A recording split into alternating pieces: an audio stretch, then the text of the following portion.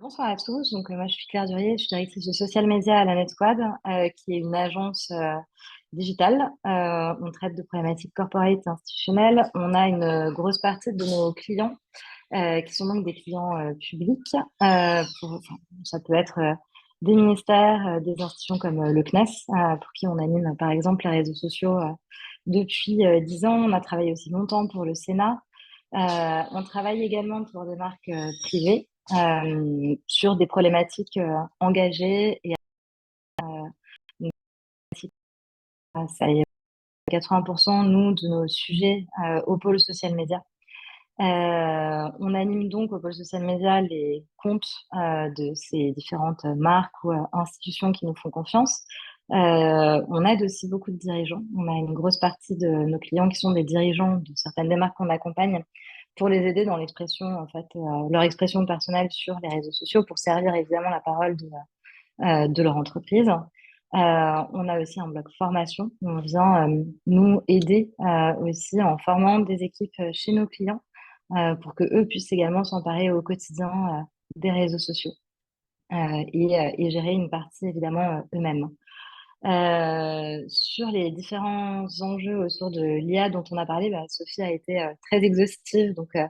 Grosso modo, je suis à peu près alignée avec tout. Je peux vous rappeler peut-être euh, quelques termes. Nous, les IA qu'on utilise le plus en communication, c'est ChatGPT, donc on en a beaucoup parlé. Effectivement, la version 4 est beaucoup plus aboutie que la version 3, ça constitue un bon outil au quotidien dans notre travail.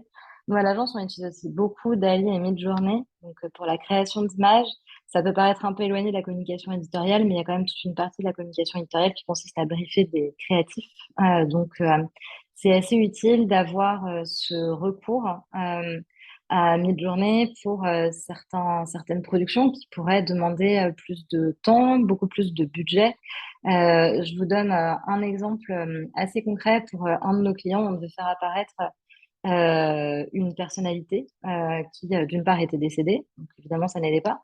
Par ailleurs, on avait des bouts d'images, en fait, des rushs qui étaient disponibles auprès de l'INA, mais l'achat d'une bande de 30 secondes à l'INA nous coûtait 4 000 euros. Donc, pour un contenu social media qui va être diffusé et consommé très rapidement, c'est évidemment pas rentable pour notre client. Et on s'est donc servi de Midjourney pour demander à Midjourney un croquis, un dessin en fait illustré de cette personnalité qu'on est venu intégrer directement après dans notre créa. Donc tous ces aspects-là, nous on les utilise assez régulièrement pour pas mal de clients.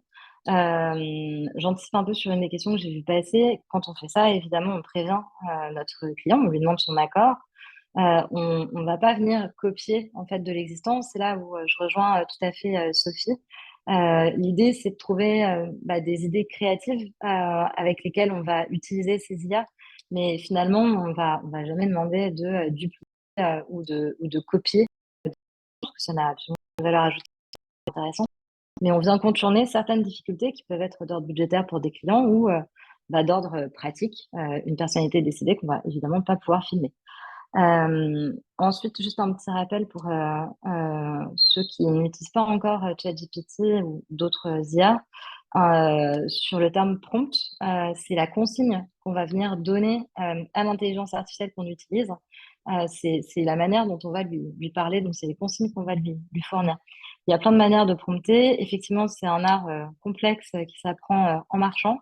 C'est en entraînant au fur et à mesure aussi son intelligence artificielle qu'on va venir réussir à améliorer nos prompts. Aujourd'hui, on voit pas mal passer de contenu sur LinkedIn, sur d'autres réseaux sociaux, qui indiquent que on peut, avec une formation, un peu quelques heures, avoir des prompts qui vont réussir à vous donner 50% de votre temps de travail. Je pense clairement qu'aujourd'hui, on n'y est pas. On n'est pas dans le remplacement et la recette miracle du prompt magique. Bon, moi, je la cherche encore. Ça fait 1 an à la NetSquad que l'on a un observatoire IA. On s'est positionné assez vite sur le sujet parce qu'on a des personnes assez curieuses de ce genre de technologie à l'agence. Donc, on est une dizaine de consultants de l'agence on a aussi le directeur de la créa, moi j'en fais partie. On travaille donc quotidiennement avec les IA depuis 1 an personne ici a trouvé le prompt magique. Après, peut-être que ça existe, hein, je ne remets pas forcément en cause tous ceux qui disent l'avoir trouvé. Je pense qu'effectivement, on n'y est pas encore. Le prompt magique, peut-être on peut le trouver pour des tâches à faible valeur ajoutée. Effectivement, sur certains postes, certains métiers, peut-être qu'on peut remplacer une partie de ce qui était fait jusqu'à présent par des humains par de l'IA, mais c'est des tâches qui vont être assez répétitives et assez automatiques. Donc, c'est des choses qu'on peut effectivement automatiser. Je vous donne aussi deux chiffres qui me semblent importants et je reprends mes notes parce que je ne les connais pas par cœur. Il y a une étude du MIT qui a été publiée dans Science qui indique que l'intégration de l'IA dans le processus d'écriture professionnelle permet de gagner 40% de son temps. Donc, c'est là encore des tâches assez simples, hein. Ça va être des mails, des comptes rendus de réunion, ce genre de production éditoriale et d'améliorer la qualité du contenu de 18%. Donc, on rejoint aussi cet usage de vérifier les coquilles, changer certaines formulations pour qu'elles soient plus claires. Donc, effectivement, ça peut faire gagner du temps et ça peut aussi rendre plus efficace. Par ailleurs, si on peut réduire de 40% le temps passé à écrire des comptes rendus de réunion, c'est pas forcément une grosse perte sur nos métiers en communication éditoriale. Un second chiffre là qui est plutôt sur le lancement un peu en fanfare de ChatGPT, on avait 2 mois après son lancement atteint 100 millions d'utilisateurs. En 2023, on était à 100 millions d'utilisateurs, ce qui est complètement exponentiel. À titre de comparaison, il a fallu à TikTok 9 mois pour atteindre le cap des 100 millions d'adeptes. Donc, on est vraiment sur des croissances qui n'ont rien à voir, qui sont hyper intéressantes et très surprenantes, ce qui peut quand même nous laisser penser que l'IA s'impose petit à petit, au moins dans les métiers de la communication. C'est pas c'est pas un drame, ça ne veut pas dire que nos métiers vont disparaître. En revanche, aujourd'hui, les IA, effectivement, ne sont pas abouties, c'est ce qu'on se disait, ça remplace pas ce qu'on fait au quotidien. En revanche, c'est important d'apprendre à maîtriser ces IA parce que ça va aller de plus en plus vite. On voit entre la version pour ceux qui ont utilisé ChatGPT 3 et ceux qui utilisent la version 4 aujourd'hui. Enfin, je ne sais pas si Sophie, vous en avez fait l'expérience, mais on a déjà des progrès qui sont rapides pour ceux qui utilisent Midjourney. On a des améliorations qui sont extrêmement visibles et qui se voient de semaine en semaine. C'est pas cosmétique, enfin, c'est vraiment des améliorations qui sont fulgurantes. C'est important donc d'apprendre à s'en servir et d'apprendre comment on s'en sert. C'est pas tant générer les bons prompts qui est important. Évidemment, ça fait partie du boulot avec une IA, mais c'est voir quelle valeur ajoutée on peut apporter à notre travail pour se concentrer sur des tâches qui vont amener plus de réflexion et plus de conseils, plus de valeur. Donc là où, en tant qu'humain, on a une vraie valeur ajoutée par rapport à des choses qui sont sans doute parfois répétitives dans notre travail. Là où je trouve que c'est intéressant pour les futurs diplômés ou les jeunes diplômés qui sont présents, ce moment qu'on est en train d'expérimenter, c'est un peu comme ce que moi j'ai pu vivre en début de carrière où les réseaux sociaux étaient balbutiants. Quand moi j'ai commencé, il n'y avait pas de page de marque, par exemple, sur Facebook. On demandait les marques qu'on voulait suivre comme amis sur Facebook. On voit que depuis, le temps a bien passé sur ces réseaux sociaux et que l'usage est extrêmement différent aujourd'hui. Mais effectivement, tout était à construire à ce moment-là. Et là, ce que l'on vit aujourd'hui aussi, c'est une nouvelle construction et c'est une réflexion à avoir sur l'avenir de nos métiers. Et c'est intéressant de commencer sa vie professionnelle dans cette ambiance-là et dans ce contexte. D'autant plus que vous allez sans doute apprendre à maîtriser beaucoup plus les IA que de personnes qui sont plutôt en fin de carrière. Ce sont des outils performants à plein d'égards. On l'a cité, je ne vais pas forcément rappeler ce que Elisa et se sont dit, mais sur la correction orthographique, avoir un ping-pong intellectuel, moi je m'en sers énormément comme ça et je sais que parmi l'observatoire IA de la NetSquad, c'est beaucoup le cas aussi. Parfois, quand on travaille pendant longtemps sur un client, c'est en temps social media, quand on a un client qu'on accompagne au quotidien, même depuis un an, on va avoir tendance à avoir des automatismes et à proposer un peu tout le temps les mêmes idées, enfin, à aller un peu tout le temps dans la même direction. D'une part, parce qu'on connaît le client, donc on sait ce qu'il attend. Donc, c'est aussi logique de s'attacher à suivre les attentes de nos clients. Mais aussi, on connaît ses contraintes, on connaît nos expertises, les sujets dans lesquels baigne ce client. Donc, on va avoir par réflexe des automatismes. C'est pas par paresse intellectuelle, bien sûr. Et c'est intéressant de pouvoir travailler avec les IA à ce moment-là pour sortir de ces automatismes parce que lui, en fait, évidemment, ne connaît pas notre client. Là, ce serait beaucoup plus inquiétant sur la place des IA dans la communication et dans nos métiers de consultants. Et c'est chouette aussi de pouvoir avoir ce ping-pong-là. On n'a pas forcément tout le temps un collègue dispo sous la main qui connaît aussi bien le client que nous par ailleurs.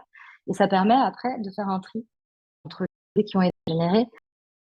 D'ailleurs, présenter les idées qui ont été générées par une IA telles quelles à des clients, parce qu'en général, elles sont pas très intéressantes, mais ça permet d'amener une brique dans notre réflexion et d'aller dans une autre direction. Et ça, c'est un usage que nous, on a au quotidien et qui est hyper intéressant. Euh, Enfin, j'avais un dernier point à vous partager. Oui, je l'ai retrouvé. C'est aujourd'hui ce qu'il est important, je pense, d'avoir, c'est de toujours avoir une excellente connaissance de nos clients, de leur sujet, de bien travailler cette expertise-là. C'est en ayant tout ce bagage intellectuel et cette connaissance, qu'elle soit à la fois une connaissance en matière de culture générale, mais aussi de culture sur les enjeux précis de nos clients, que l'on va réussir justement à travailler avec les IA pour avoir les meilleures idées, pour proposer les choses les plus pertinentes possibles. Si on n'a pas ce bagage-là, qu'une IA n'a pas nécessairement non plus, puisque elles sont pas tout le temps à jour. Elles sont souvent elles ont souvent un prisme assez américain, dans la mesure on utilise beaucoup des IA qui sont américaines. Et donc, on a besoin, nous, d'avoir ce bagage-là pour pouvoir venir trier les idées qui nous sont fournies. Je parle là vraiment dans le travail créatif parce que tout ce qui est assez pratique, correction, CR, de rendez-vous, évidemment, on s'en fiche un petit peu de savoir s'il y a un prisme américain ou pas. Mais sur nos sujets de réflexion, c'est hyper important d'avoir cette culture de nos clients, de nos métiers. C'était déjà le cas avant. Je pense que là, on doit encore plus renforcer cet aspect-là parce qu'aujourd'hui, nos clients nous attendent encore plus sur du conseil. Et on peut pousser justement notre réflexion un cran plus loin parce qu'on gagne du temps sur plein d'aspects. Donc, c'est important de pouvoir réallouer le temps pour avoir un travail de réflexion qui va pousser justement le curseur un cran plus loin. L'IA est donc pas magique en tant que telle, elle le devient si on la met sur des bons rails et si on apprend à l'apprivoiser correctement.